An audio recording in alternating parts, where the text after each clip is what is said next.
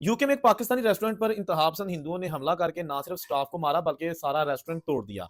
इस हवाले से जब पुलिस मुतहरक हुई तो उन्होंने सारे हमलावरों को गिरफ्तार कर लिया। अब आपको बताता हूँ कि वजह क्या हुई। ये बात है एक दिन पहले की, जब वहाँ पर इंडियन रेस्टोरेंट जो था, वहाँ पर कुछ हिंदू कम्युनिटी के लोग आए खाना खाने के लिए।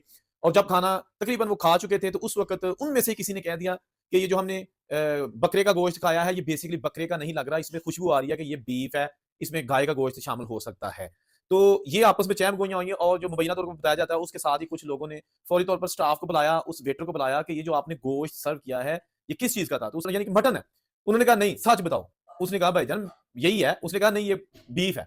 उन आदमियों ने उस वेटर को मारना शुरू कर दिया। दूसरे लोग जब आके वजह पूछी तो उन्होंने उन पर भी हमला कर दिया। किसी ने गिलास शीशे में मार दिया, किसी ने खिड़की तोड़ दी और एक हंगामा बर्पा हो गया और वहाँ पर मौजूद जो लोग थे, जो दूसरे ग्राहक थे, वो सारे घबरा के एक साइड पे हो गए।